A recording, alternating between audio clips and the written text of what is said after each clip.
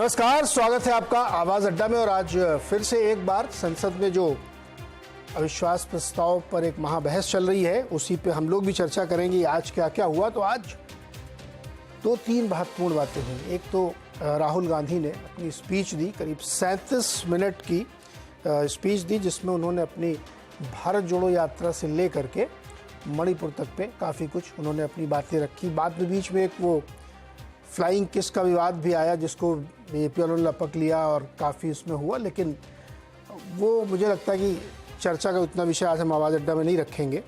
मूल विषय पे आएंगे कि जो बातें वहाँ पे कही गई, और उसके बाद फिर स्मृति ईरानी ने जवाब दिया, काफ़ी लंबी चर्चा ली, और बाद में अमित शाह गृह मंत्री जी ने काफ़ी लंबी स्पीच दी और उन्होंने मणिपुर से लेकर के तमाम विषयों पे बड़े विस्तार से अपनी बातें रखी और मणिपुर में क्या क्या एक्शंस लिए सरकार ने उस पर रखी बातें।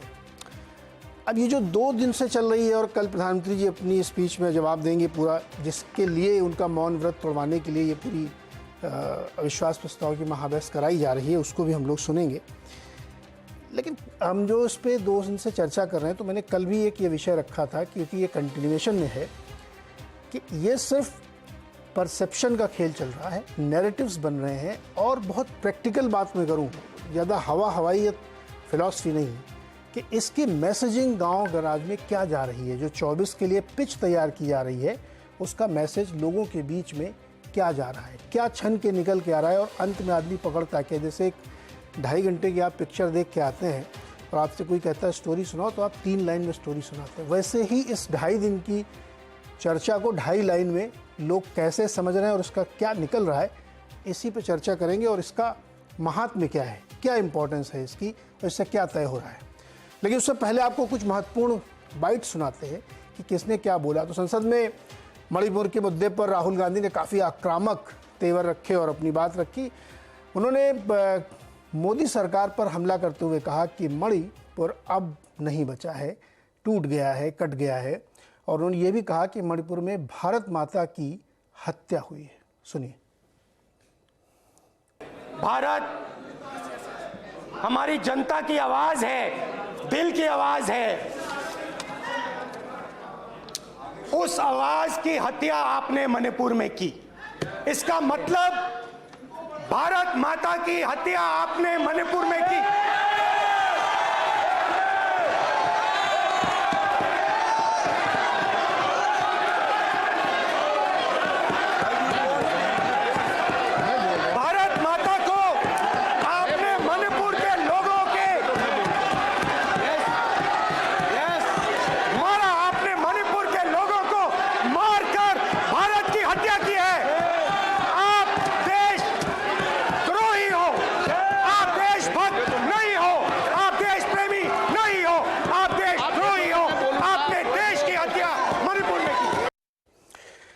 राहुल गांधी ने प्रधानमंत्री नरेंद्र मोदी पर भी वार किया और उन्होंने कहा कि रावण 2 लोगों की केवल सुनता था, वैसे ही मोदी जी भी सिर्फ 2 लोगों की सुनते हैं। कौन है वो 2 लोग, आप भी सुनिए।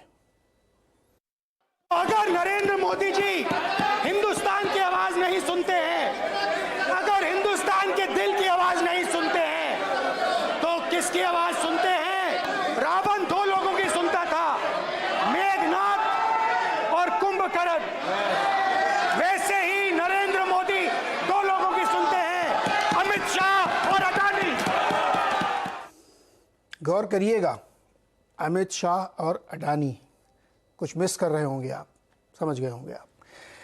इसका जवाब गृह मंत्री ने अपनी स्पीच में दिया और उन्होंने कहा कि अविश्वास प्रस्ताव जो लाया गया है उस पर मणिपुर की घटना वाकई शर्मनाक है, इस पर कोई शक नहीं है, लेकिन इस पर राजनीति करना और भी शर्मनाक है। अमित शाह ने कहा कि मणिपुर हिंसा को लेकर विपक्ष की तरफ से कई तरह की अफवाहें फैलाई गई। उन्होंने मणिपुर हिंसा को रोकने के लिए सरकार ने क्या कदम उठाए इसकी डिटेलिंग की और ये भी बताया कि मणिपुर के सीएम को क्यों नहीं हटाया। ये परिस्थिति जन्य नस्लीय हिंसा है, इसको राजनीति का मुद्दा नहीं बनाना चाहिए।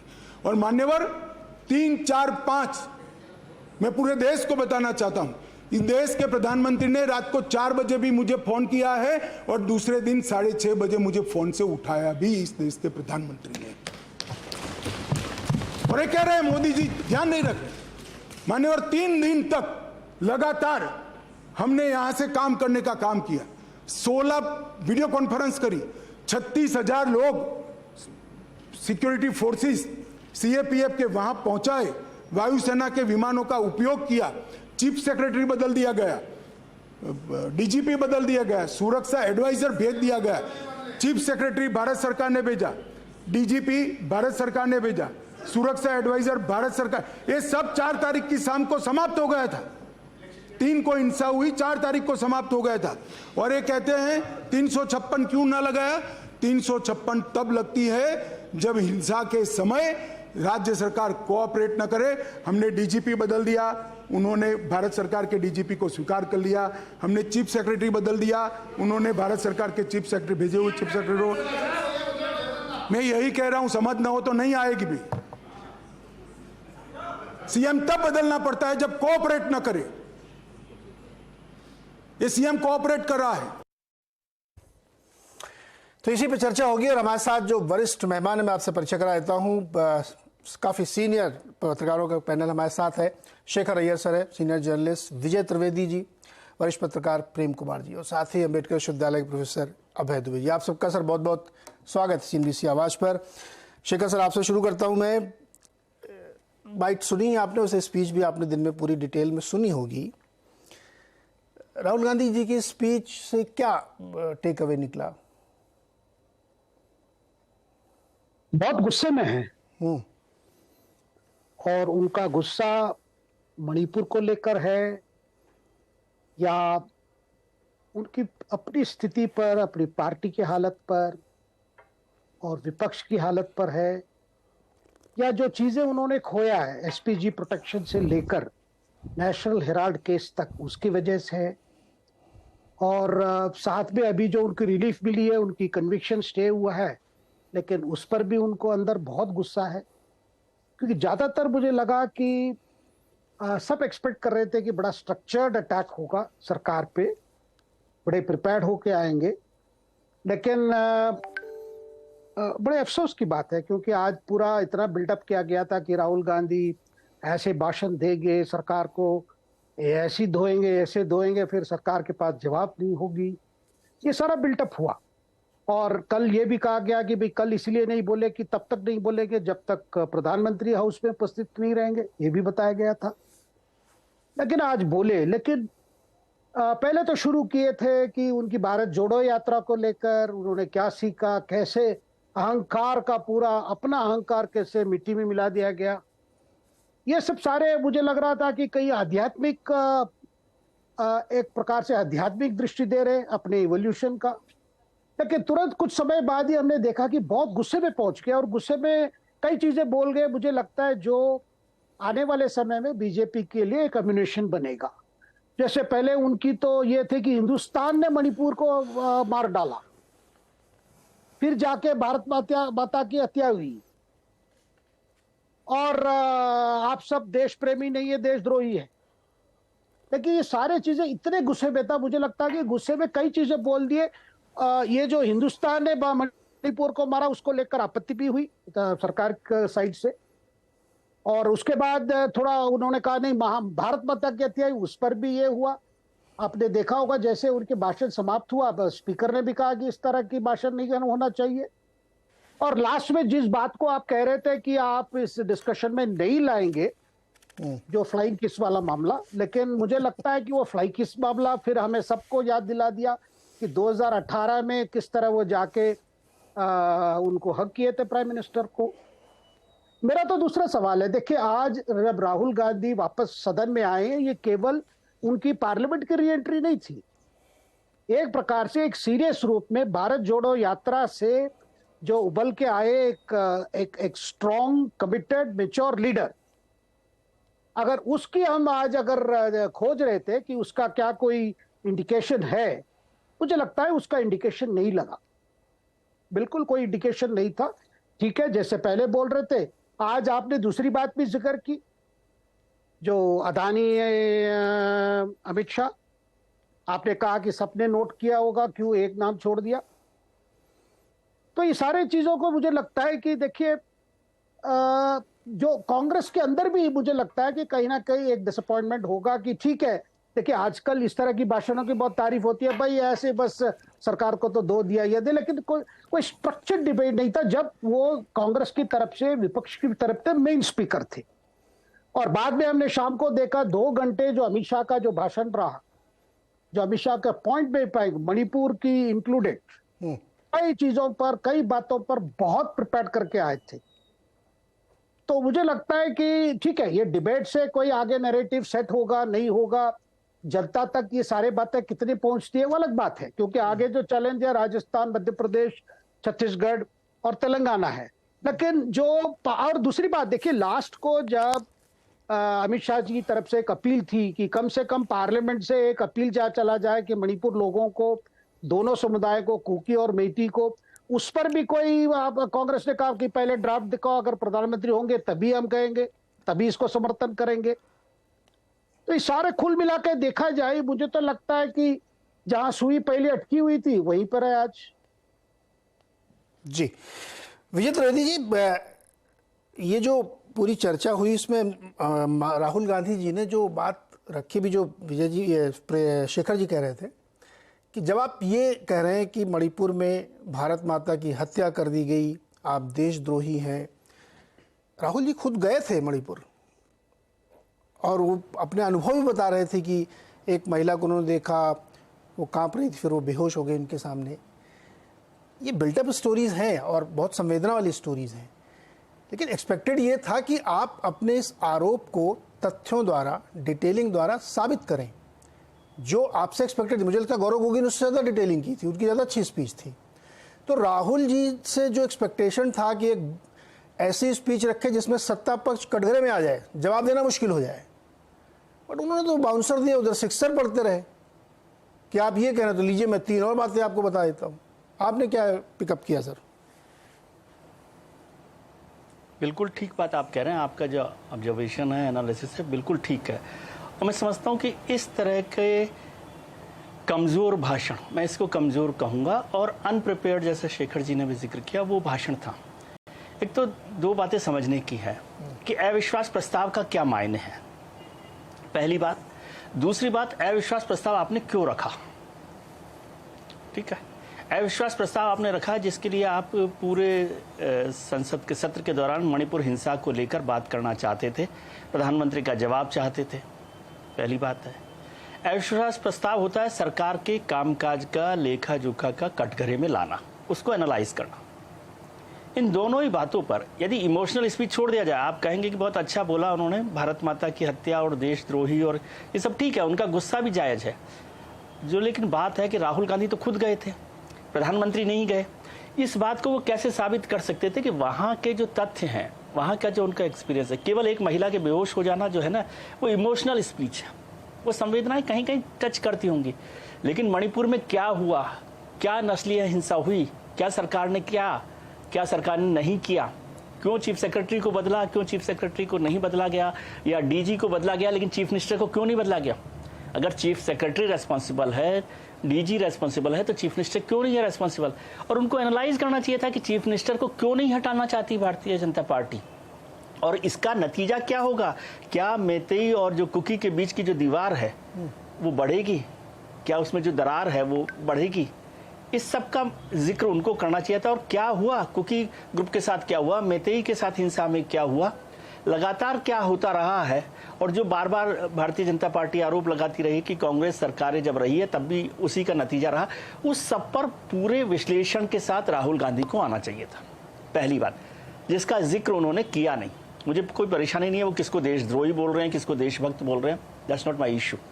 लेकिन क्या आप ये साबित कर पा रहे हैं, क्या ये नैरेटिव आप बना पा रहे हैं कि प्रधानमंत्री या मौजूदा सरकार या होम मिनिस्टर देशद्रोही हैं, उन्होंने भारत माता की हत्या की है, हिंदुस्तान की हत्या की है। शब्दों के चयन पर भी अलग से बात हो सकती है, लेकिन मैं उस पर नहीं जा रहा क्योंकि राजनेता अपने अपने, और अभी तो वो शब्दों के चयन से ही निकल कर आए हैं। जो सारा केस था, जो सदस्यता गई, वो सारा मामला ही सदस्यों शब्दों के चयन का था। तो खासतौर से राजनेताओं को शब्दों के चयन पर भी ध्यान रखना चाहिए, लेकिन मैं उस पर नहीं जा रहा। मैं कह रहा हूँ फैक्ट्स पर कहाँ थे राहुल गांधी। दूसरी बात, अविश्वास प्रस्ताव जब 9 साल हो गए मोदी सरकार के और इस सरकार के जो दूसरा कार्यकाल है उसमें भी अब 8 महीने बचे हैं, तो पूरा पॉइंट वाइज आपको एनालाइज करना चाहिए था कि ये सरकार कहाँ का, मणिपुर में ही नहीं, हरियाणा की हिंसा का जिक्र क्यों नहीं है, दिल्ली के दंगों का जिक्र क्यों नहीं है, महंगाई का जिक्र क्यों नहीं किया, बेरोजगारी का जिक्र क्यों नहीं किया। जो सरकार की योजनाएं, उज्ज्वला योजना में यदि उनको कोई खामी लगती है जिसका अमित शाह जिक्र कर रहे हैं, तो उसका जिक्र क्यों नहीं है। क्या हर घर में नल पहुंच गया है? क्या जो योजना है कि सबको अनाज बांटा जा रहा है, वो योजना ठीक तरीके से चल रही है? तमाम तरीके की चीजें हैं। और प्रधानमंत्री से भी बार बार सवाल किया जाता कि आपने मणिपुर क्यों नहीं गए हैं,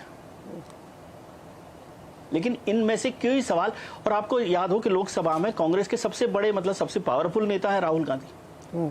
पहले चर्चा हो रही थी कि नैरेटिव बनाया जा रहा था कि वो गौरव गोगोई की जगह करेंगे, वहां भी कर सकते थे। हालांकि जो व्यवस्था है संसद की, उसमें जो अविश्वास प्रस्ताव का मूवर होता है वही पहले बोलता है, लेकिन वो चाहे तो वो दूसरे को भी दे सकता है, लेकिन वो आपने नहीं किया।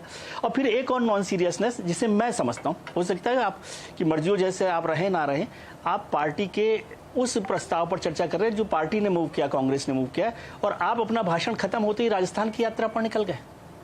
आप प्रधानमंत्री पर सवाल कर रहे हैं कि संसद में नहीं रहते, आप होम मिनिस्टर पर सवाल कर रहे हैं कि संसद में नहीं रहते, और आप उस बहस के दौरान सदन में है ही नहीं, और अपना भाषण खत्म होते ही आप राजस्थान की यात्रा पर चले गए। आपको सुनना चाहिए था कि होम मिनिस्टर क्या कह रहे हैं, उसमें आपको जो ऑब्जेक्शनेबल लगता, जिस पर आपत्ति हो सकती थी, उसकी चर्चा करनी चाहिए थी।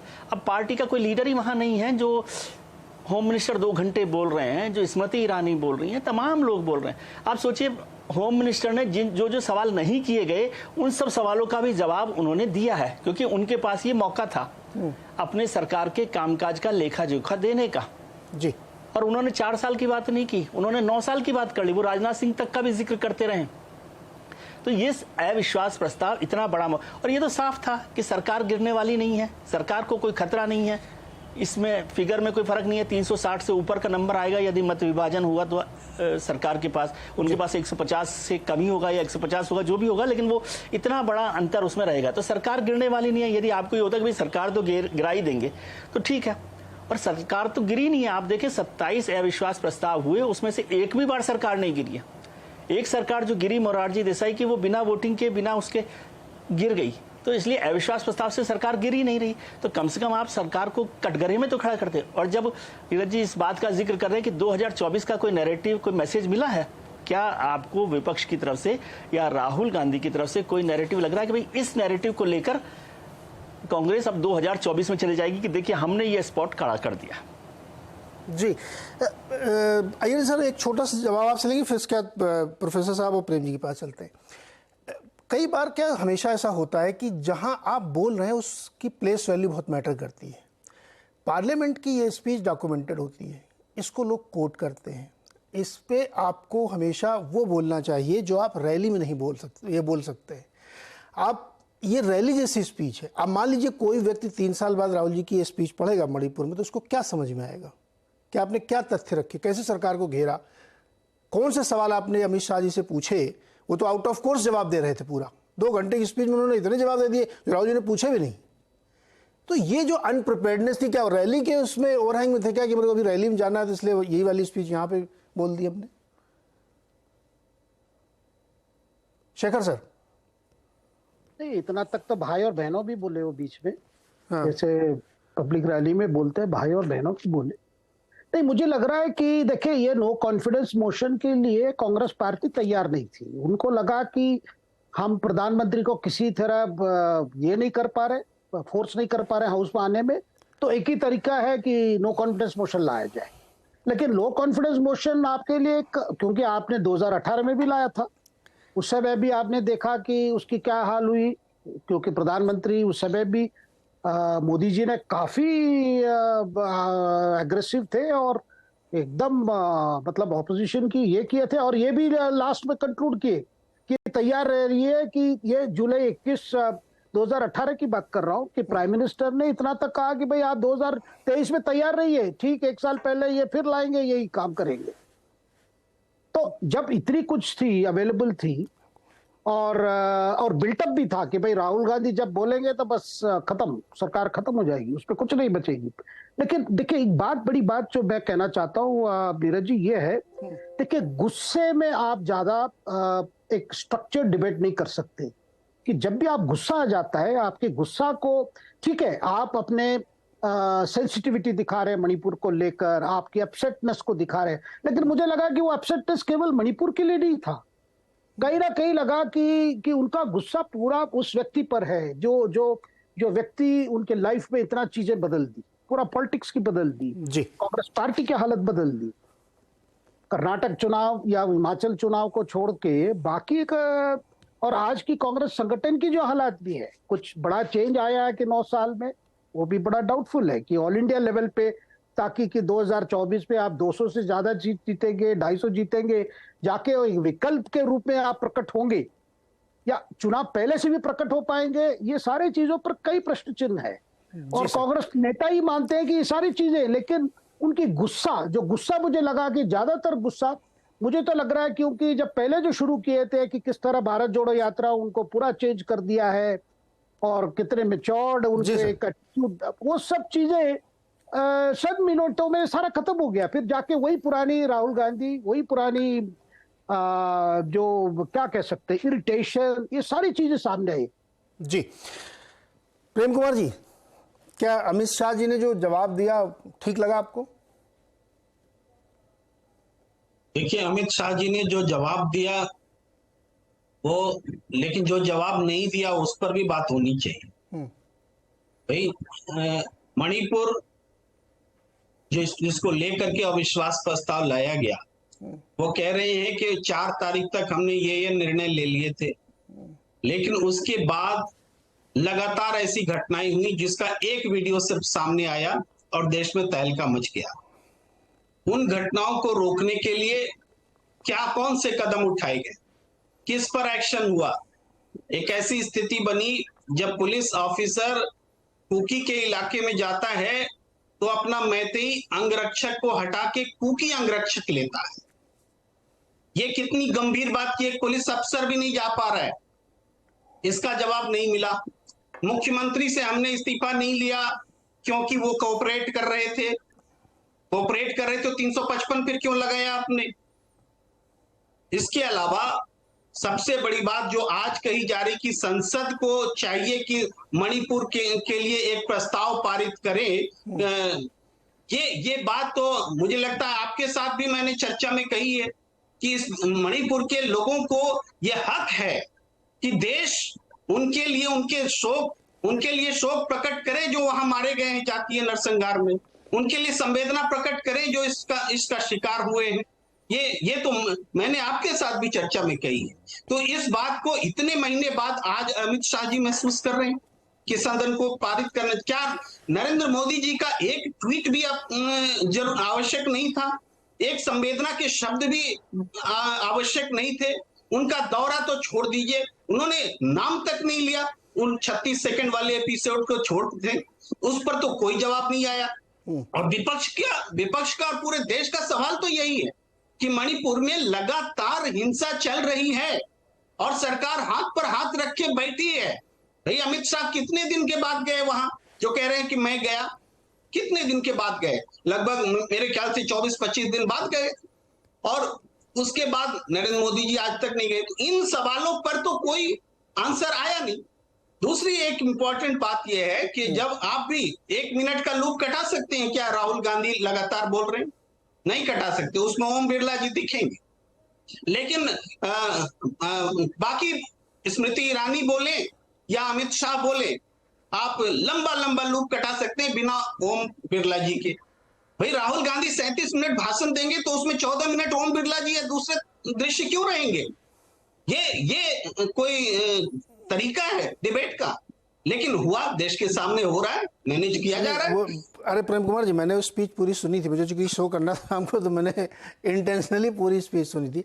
ये बात सही कि उस दौरान काफ़ी डिस्टर्बेंस हो रहा था और लोकसभा अध्यक्ष वो जो रुकवा रहे थे लोगों, इसलिए बार बार विंडो कट रहा था। आप लोग इतने थ्रेड नहीं, एक क्वेश्चन है, आप प्रेम कुमार जी मेरे को सवाल तो पूछने दीजिए ना। बहुत अच्छा एनालिसिस आपने किया, इतना थ्रेड बियर। 3 दिन से 4 घंटे के शो में यही कर चुका हूं कि इतना थ्रेडबेयर अगर अपनी स्पीच में वो रख देते तो क्या मजा नहीं आ जाता। और एक मिनट अभी छोड़े ना, राहुल जी की छोड़िए, आपने जो कहा अमित शाह जी ने कहा कि उन्होंने क्या क्या बदलाव किए, अरे सुनो ना सर, अरे सवाल तो सुनोगे तभी तो बोलोगे महाराज आप। अरे भैया सवाल सुन के तो बोलोगे।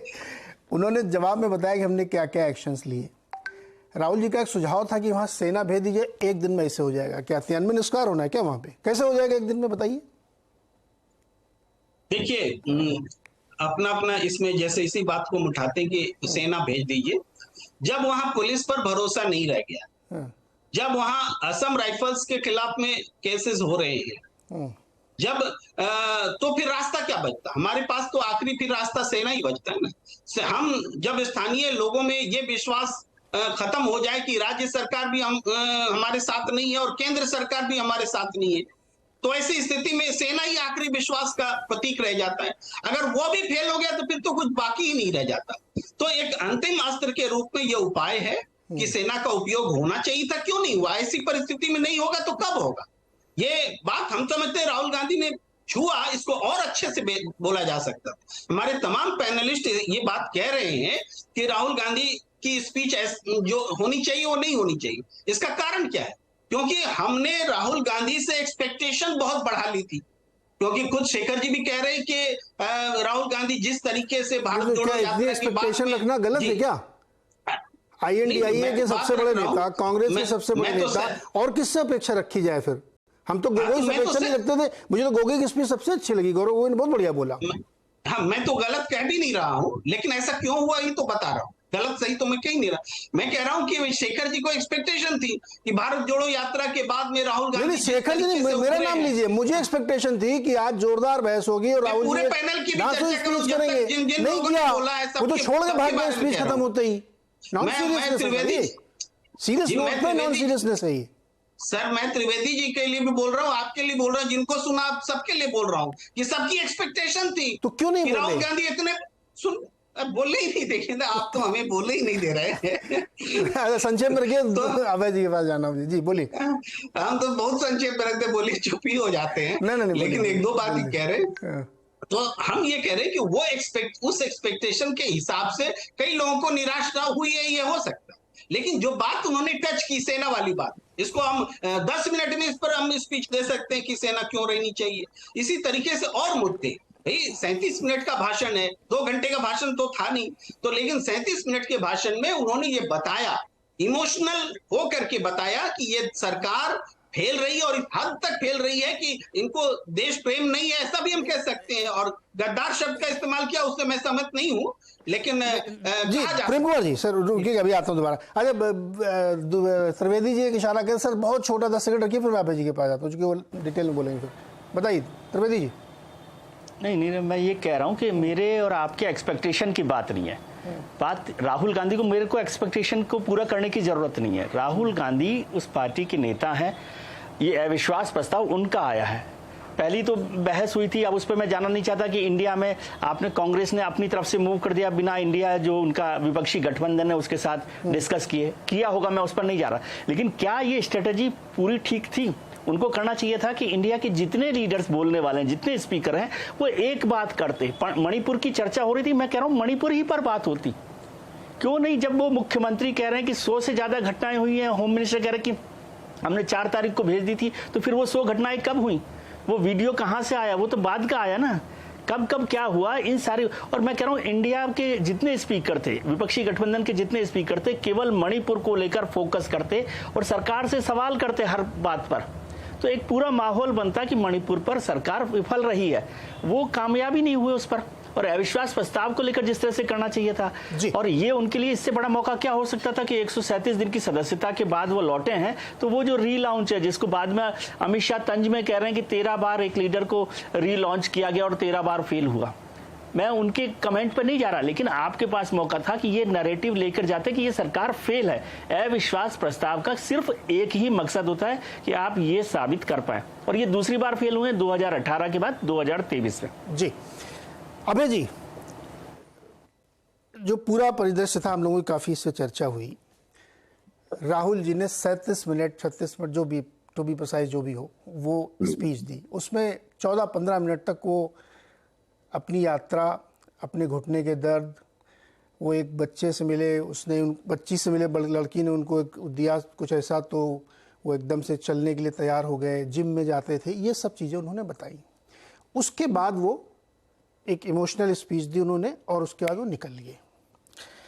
जो बात अभी अभय जी, विजय जी कह रहे थे, शेखर जी कह रहे हैं, इवन प्रेम कुमार जी भी वही बात करें कि अगर आपके पास ये एक मौका था कि आप बहुत सारी ऐसी डिटेलिंग रखते जिससे सरकार को दिक्कत हो जाती जवाब देने में कि साहब ये आपने गलती की, ये आपने गलती की, ये आपने गलती की, और एक बहुत ही कंसाइज तरीके से आप लूज एंड पे सरकार को फंसा सकते थे। किया नहीं किया, या जो भी है, आपको ऑब्जर्वेशन क्या, कैसी लगी आपको राहुल गांधी की? देखिए, पहले तो मैं हमारे तीनों साथियों ने जो विश्लेषण किया, मैं उसकी तीनों विश्लेषणों की बड़ी प्रशंसा करना चाहता हूं।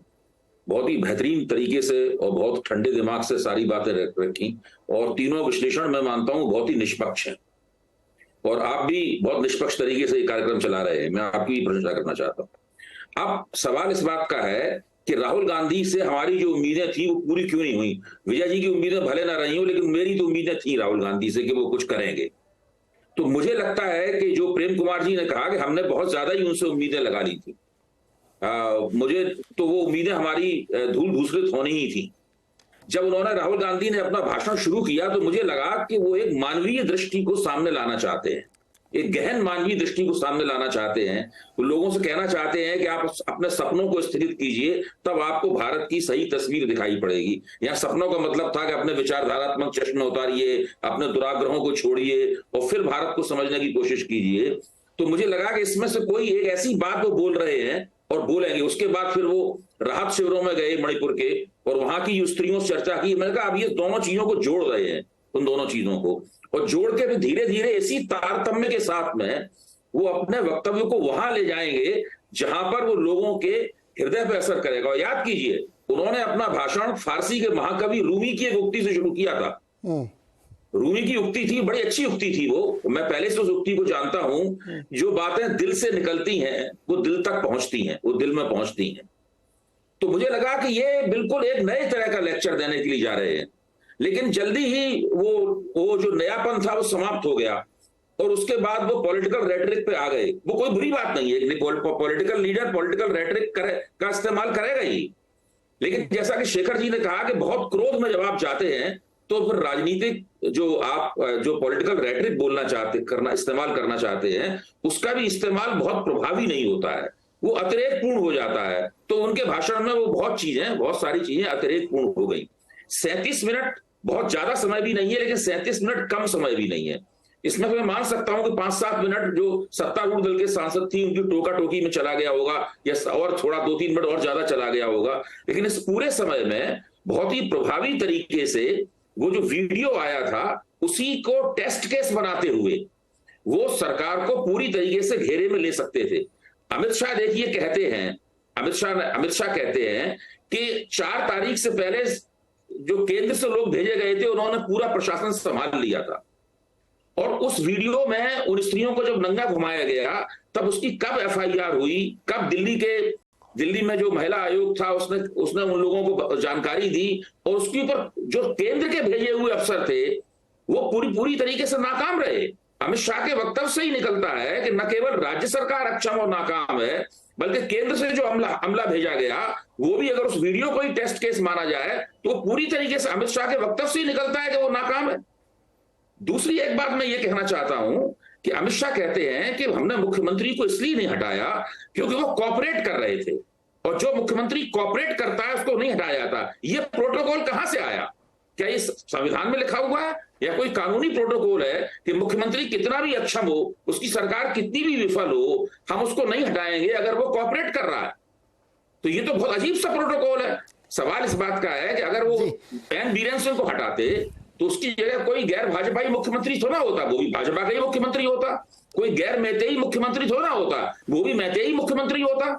तो वो तो आप तो अपना व्यक्ति जो ज्यादा सक्षम है वो वहां पर रख सकते थे वहां पर, लेकिन फिर भी आपने नहीं रखा, और एक अजीब किस्म का, मैं समझता हूं बहुत ही हल्का तर्क आपने दिया कि वो कॉपरेट कर रहे थे इसलिए हमने उनको नहीं हटाया। ये बात समझ में आने वाली नहीं है। तो मैं ये कहूंगा कि राहुल गांधी का वक्तव्य अपने आप, राहुल उन उम्मीदों पर खरा नहीं उतरा जो हमने उनसे उम्मीदें लगाई थी। और अमित शाह ने जो एक पहले की सरकार है, जब मणिपुर में होने वाली हिंसा या उत्तर पूर्व में वाली हिंसा के प्रति जो एक निष्ठुरतापूर्ण रवैया अख्तियार करती थी और उन्होंने दिखाने की कोशिश की कि हमारी सरकार ज्यादा संवेदनशील थी, लेकिन जिस चीज को वो संवेदनशील बता रहे हैं वहां भी विफलता की एक पूरी दास्तान बन के सामने पूरी बात आती है।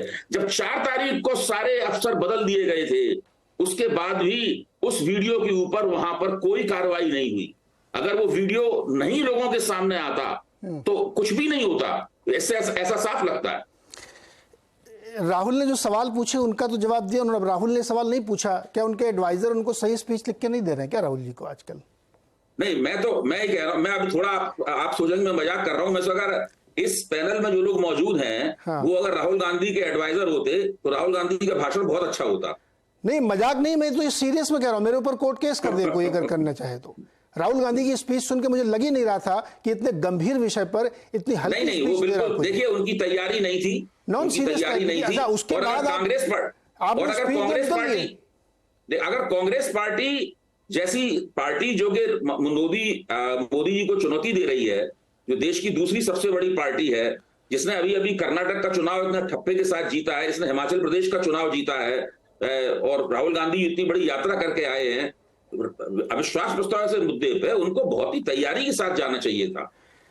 जी अच्छा, एक बात ऐसे मैं कर रहा हूँ, सवाल नहीं है, खाली मैं बता रहा हूँ, लेकिन मैं अभी शेखर जी के पास जाऊँगा। आपने कहा कि जैसे सीएम कोऑपरेट कर रहे हैं तो उनको बदलने की जरूरत नहीं क्योंकि चार्ज पूरा सेंटर ने ले लिया था। मुझे ध्यान है कोविड के दौरान ऐसा दिल्ली में भी हुआ था कि पूरा command central government Amit Shah ji ने ले ली थी कि अब मैं ठीक करता हूँ, कोविड की तैयारियों को देखता हूँ, अमित केजरीवाल जी नहीं करते। नहीं, मेरा मतलब दूसरा था। नहीं, मैं कंपेयर नहीं कर रहा हूँ सर, मैं उदाहरण दे रहा हूँ कि अगर चार्ज ले ले सेंटर तो जरूरत नहीं कि बदला जाए उसको। किसी भी समस्या से निपटने के कई तरीके अख्तियार किए जा सकते हैं।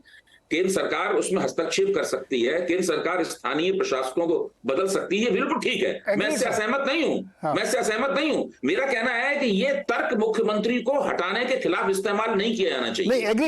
ये सुनिए अभय सर, मैंने ही जब इस विषय में पहला शो किया तो मैंने भी कहा था कि वीरेंद्र सिंह जी को इस्तीफा दे देना चाहिए और नहीं तो सरकार को हटा देना चाहिए। ये तो मेरा भी व्यू था, लेकिन वो तर्क चूंकि आपने जो दिया तो हमने कहा ऐसा दिल्ली में भी एक बार हुआ है कि सब चार्ज भैया अब आप ही देखो, मेरे से नहीं समझ रहा कोविड। तो खैर ये तो विवेक की बात, मैं इस पर बहस में नहीं आता। शेखर सर, अब ये तो हो गई कि पार्लियामेंट के अंदर क्या हुआ। आप, मैंने कल इस पर या कई बार से मैं कह रहा हूँ कि एक नंबर गेम में तो हार ही जाएंगे, वो उसका इशू नहीं है।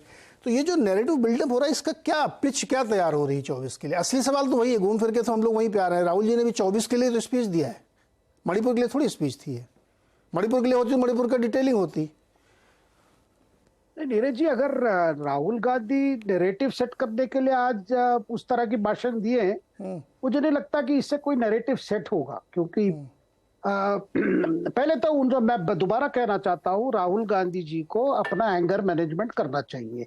अगर एंगर मैनेजमेंट कर लेंगे, हो सकता है और अच्छी तरह से वो बातें रख सकती है, अच्छी तरह से वो सरकार को पिन पॉइंट कर सकते हैं। लेकिन मुझे नहीं लगता है कि उनको कोई तकलीफ हुई है आज, मतलब उनको लग रहा है कि भाई यही तरीका है और ऐसे ही करेंगे।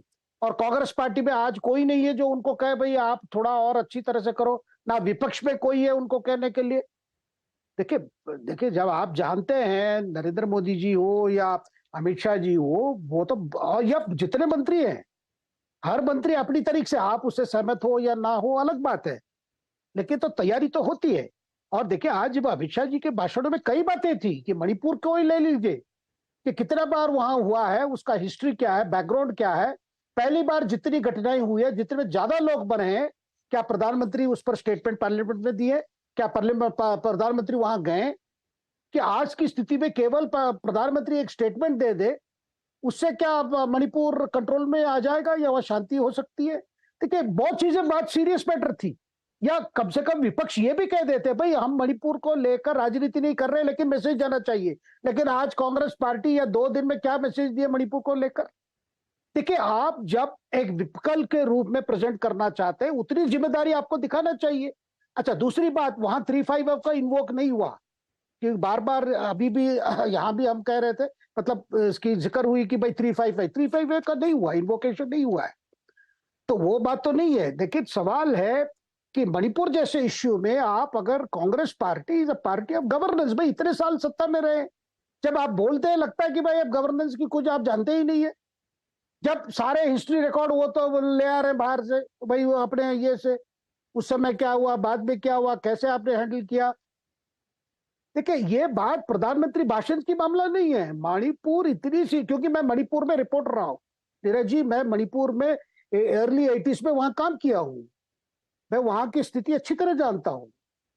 ये सारी चीजों को लेकर है जो एक इन्फॉर्म डिबेट होनी चाहिए, वो नहीं हो पा रहा है। अगर अमित शाह जी का जो मणिपुर को लेकर है, अगर उसमें आपको कोई कमी ढूंढना है तो आपको भी उसको स्टडी करना पड़ेगा। इतनी स्टडी नहीं हुई है, क्योंकि लग रहा है भाई जिस किसी तरह मणिपुर को लेकर ये एक ऐसा सब्जेक्ट है जिसमें सरकार बैकफुट में है, लेकिन आज तो अमित शाह दिखा दिया वो बैकफुट में नहीं है।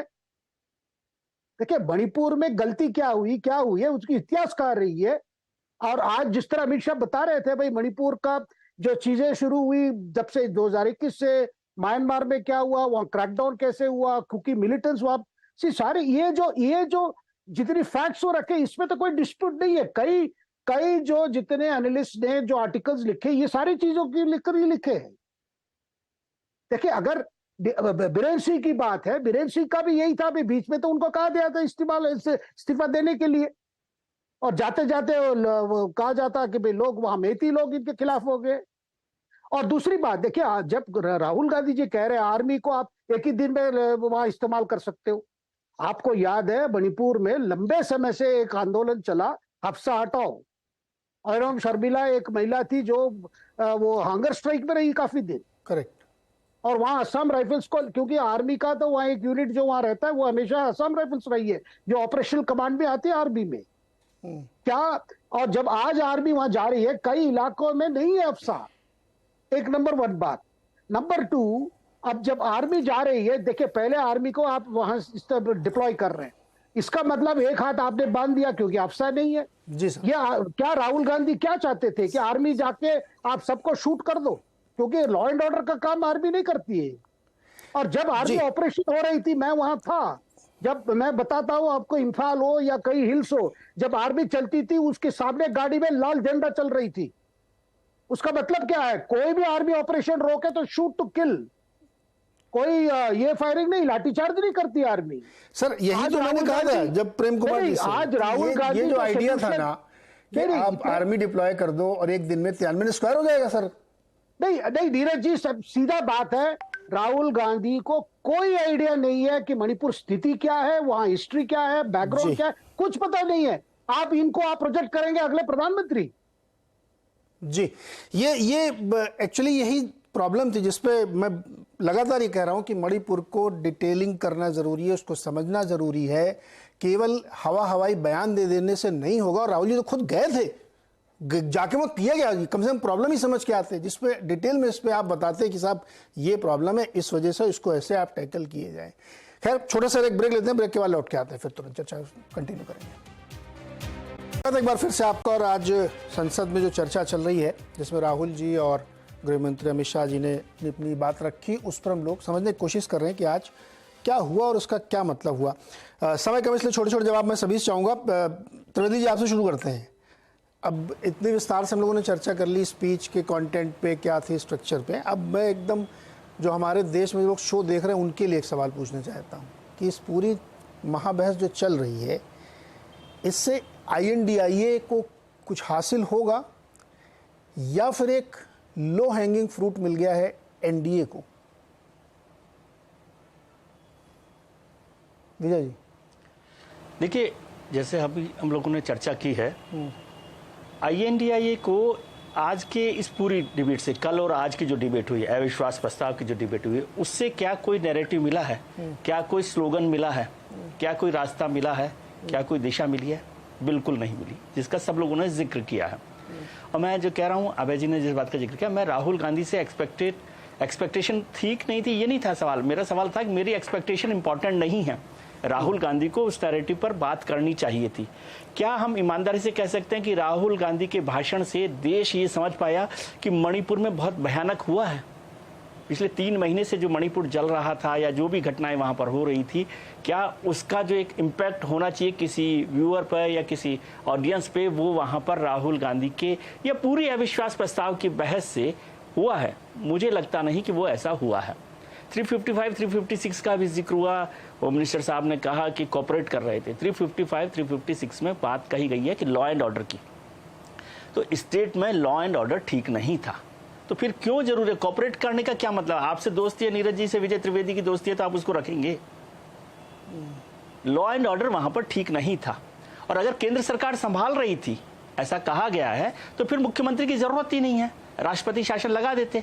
आपका चीफ सेक्रेटरी है, आपका डीजी है, आपकी व्यवस्था है, सब कुछ अगर आप देख रहे हैं, तो फिर चीफ मिनिस्टर की जरूरत कहाँ है? राष्ट्रपति शासन लगा दीजिए, विधानसभा को भंग कर दीजिए, सस्पेंड कर दीजिए। सस्पेंड तो कर सकते हैं, भंग मत कीजिए, सस्पेंड तो कर सकते हैं। नया चीफ मिनिस्टर ले आइए, नहीं लाते तो कम से कम विधानसभा को कुछ समय के लिए सस्पेंडेड एनिमेशन में रख के और वहां पर केंद्र सरकार काम करती, ताकि मैं ये सवाल पूछ सकता कि भाई केंद्र सरकार की जिम्मेदारी है, अब किसकी जिम्मेदारी पर ये बात सवाल खड़ा होगा? तो ये नैरेटिव वहां पर तय नहीं हुआ। और दूसरा जो 2024 के लिए जाना चाहिए या बल्कि 2023 के नवंबर दिसंबर में जाना चाहिए, तो क्या इंडिया ने कोई एक ऐसा सवाल खड़ा किया कि हम ये सरकार इस मुद्दे पर नाकाम रही है, वैसा ये 3 दिन की बहस में, 14 घंटे की बहस में, और हम इसी मुद्दे को लेकर जाएंगे? वो भी नहीं हुआ है। विपक्ष की जो एकता बड़ी हो सकती थी, उसमें से बहुत सारे दल एनडीए के साथ चले गए। कारण क्या होंगे क्या नहीं होंगे इस पर नहीं जा रहे, तो आप एक मजबूत विपक्ष के तौर पर भी निकल कर नहीं आए। विपक्ष यूनाइटेड होकर भी सरकार पर आक्रामक नहीं दिखाई दिया इस पूरे मसले में। तो इसलिए बहुत सारी बातें हैं जिनको लेकर फिर से आपको, अभी जब मुंबई में बैठक होने वाली है इंडिया की, तो उसमें तय करना चाहिए, और राहुल गांधी को भी अपने आप पर रीथिंक करना चाहिए कि किस तरह से उनको आगे लीडरशिप को ले जाना है, क्योंकि वो एक बड़ी पार्टी, इंडिया की INDIA की बात नहीं कर रहा मैं, कांग्रेस बड़ी पार्टी है उसको। और इसमें अविश्वास प्रस्ताव में सर एक और नुकसान है कि ज्यादातर जो बिल्स हैं, जैसे दिल्ली का बिल आया, तो वो लोकसभा में भी चर्चा हुई, राज्यसभा में भी चर्चा हुई, तो मान लीजिए कांग्रेस यहाँ नहीं बोल पाई, तो वहां पर लोकसभा में जिस तरह से मल्लिकार्जुन खड़गे साहब वहां पर बैठे हुए हैं, तो वो उसको कंपनसेट कर सकते हैं। अब अविश्वास प्रस्ताव पर चर्चा तो राज्यसभा में नहीं होने वाली, तो ये खत्म हो गया ना खेल। एग्जैक्टली। आपके पास जो इतना बड़ा मौका था, मेरी तकलीफ ये है सर, 2 दिन की चर्चा के चक्कर में दिल्ली वाला तो मामला छूट ही गया। मैं तो उस पर एक शो करना चाहता, लेकिन अभी चूंकि ये ज्यादा रेलेवेंट इशू चल रहा है इस समय, वरना तो केजरीवाल जी का क्या होगा इस पर भी एक शो। ये तो बड़ा इशू है ना, बहुत बड़ा इशू है, उसमें बड़ा इशू है ये। दो लिहाज से कि केंद्र ने सत्ता ले ली, नागालैंड की चर्चा ही नहीं की। जी राहुल गांधी ने केवल वहां पर, आज प्रॉब्लम मणिपुर में नहीं है, नागालैंड और मिजोरम में भी है। नागा का जो इशू है वो भी गर्मा गया है। ये सब इशू आए नहीं, और सरकार क्यों चाहेगी? जब आप सवाल नहीं पूछ रहे तो मैं क्यों जवाब दूंगा जबरदस्ती का? एक बात ये है विजय जी, दूसरी चीज ये है कि इन इश्यूज पे कि कुकी और नगा के बीच में क्या प्रॉब्लम है, मैतेई की क्या समस्याएं हैं, नॉर्थ ईस्ट में क्या क्या इश्यूज है, इस पे बात करने के लिए आपको साहस चाहिए जी। अति सरलीकरण से नहीं हो जाता कि मैं वहां गया, एक महिला मुझे दिखी, वो बेहोश होकर गिर गई। ये ऐसी घटनाएं तो मैं राजस्थान वाले में सुना सकता हूं कि लड़की का रेप हुआ, रोस्ट कर दी गई, मैं भी बेहोश होकर गिर गया। ये नहीं है, आप डिटेलिंग करनी पड़ेगी, तब फोकस डिबेट होगी, आप सरकार से सवाल पूछ पाएंगे, वरना तो फिर अभी जैसे चल रही है। प्रेम कुमार जी। सर मैं तो इसी बात को नॉन सीरियस, सर एक लाइन जोड़ देता हूं कि नॉन सीरियस मानता हूं इसको, कि आप अपना भाषण देकर चले गए, आपको नहीं, ये तो सर ये तो मतलब घनघोर आपत्ति वाली बात है, खड़े ही नहीं है कि आप जिससे कह रहे हैं कि प्रधानमंत्री यहाँ क्यों नहीं आते, अमित शाह जी क्यों नहीं आते, आप खुद रुके क्या? आपकी तरफ से प्रपोजल लाया गया था कि अविश्वास है, तो कम से कम बैठ के सुनते ना फिर सबको। आपने स्पीच के बीच में भी राहुल जी ने कहा हाँ जा रहा हूँ, उस पर ऑब्जेक्शन करने वाला हेलीकॉप्टर इंतजार कर रहा हो। जी प्रेम कुमार जी प्लीज। जी देखिए, ये बात जो कही जा रही है कि राहुल गांधी ने ये बात छोड़ दी, वो बात नहीं बोली। अगर पूरे इंडिया के सारे कंस्टिट्यूएंट मेंबर्स जो वहां बोल रहे हैं, बोल चुके हैं, आगे भी हम देखेंगे जो बोलने वाले हैं, तो हम देखेंगे कि सबने मिल करके उन सारे मुद्दों को पकड़ा है जिसके लिए किसी सरकार के खिलाफ अविश्वास लाया जाता है। अब चूंकि मणिपुर का इशू राहुल गांधी ने पकड़ कर रखा हुआ था, वो खुद गए थे, तो मणिपुर पर एक्सपेक्टेशन थी और उन्होंने उस हिसाब से बोला भी। तो हमें ये नहीं लगता कि इंडिया की कोई कमजोरी हो गई कि लोग बोल नहीं पाए। दूसरी बात ये है कि नैरेटिव क्या सेट हुआ। नैरेटिव तो खुद जो सवाल विपक्ष पूछ रहा है, उस सवाल का जवाब अगर सरकार नहीं दे रही है, प्रधानमंत्री चुप है, तो नैरेटिव तो यही है कि हम दिखाना चाहते थे देश को कि देखिए ये मणिपुर पर बोलने को तैयार नहीं है। सवाल ये नहीं कि प्रधानमंत्री जी मणिपुर पर बोलना जरूरी है क्या, ये महत्वपूर्ण नहीं है। सवाल यह है कि जब पूरा विपक्ष इस बात की जरूरत महसूस कर रहा है, इतनी बड़ी घटना घट गई है, तो उस पर बोलेंगे क्यों नहीं? क्यों नहीं बोलेंगे? चुप क्यों रहेंगे? ये सवाल है और ये देश के सामने स्पष्ट है। तो नैरेटिव तो खुल करके है कि बहुसंख्यकवाद चल रहा है, उसकी अभिव्यक्ति हो रही है और विपक्ष ने सारे प्रयास कर लिए, लेकिन फिर भी मणिपुर के लिए जो संवेदना प्रकट करनी चाहिए थी, जो असफलता को स्वीकार करना चाहिए था, वो सामने नहीं आया। ये स्पष्ट रूप से पूरे बहस का निचोड़ जो है, नैरेटिव यही है। और इंडिया एकजुट है, बाकी सारे मुद्दे आप सारे बयान देख लीजिए, सारे मुद्दे, बेरोजगारी भी एड्रेस हो रहे हैं, महंगाई भी एड्रेस हो रहे हैं। हमने आज ललन सिंह को भी सुना, दूसरे नेताओं को भी सुना, सारे मुद्दे एड्रेस हो रहे हैं। ऐसा नहीं कि कोई मुद्दा बाकी है। इसलिए मुझे लगता है कि राहुल गांधी ने अच्छे तरीके से प्रभावित किया है उन लोगों को जो पूरे इस मणिपुर के इशू पर या अविश्वास को लेकर के संजीदा है, समझ गए। जी अभय जी, हम सब लोग पत्रकार हैं। खबर जब हम लोग प्रेस कॉन्फ्रेंस में जाते हैं, 1.5 घंटा सुनते हैं, तो उसमें से 3 लाइन निकलती खबर इसमें ये निकल रही है जो देश में नैरेटिव जाएगा। यहाँ बैठ के हम लोग जो कि समझदार लोग हैं, ज़्यादा डिटेलिंग में करते हैं, अविश्वास प्रस्ताव लाए थे सरकार के खिलाफ, हार गए। राहुल गांधी ने महिला सांसदों की तरफ देख के फ्लाइंग किस उड़ता चुंबन मारा, काफ़ी हो हल्ला हुआ और वो उन्होंने अपनी जवाहर जोड़ो यात्रा दिखाई। ये जाएगा नैरेटिव, प्रेम कुमार जी, बुरा मत मानिएगा, ये नैरेटिव सेट हो जाएगा।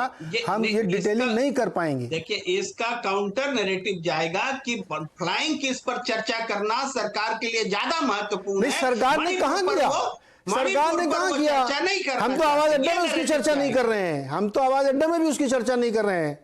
हमने पहले ही कहा था कि आज हम इस पे बात नहीं करेंगे। हाँ, इस पे जरूर बात करेंगे कि राहुल जी नॉन सीरियस थे, उनको तुरंत उठ के नहीं जाना चाहिए था, सुनना चाहिए था अपनी बातों का जवाब, लेकिन नहीं सुना उन्होंने। खैर, अभय जी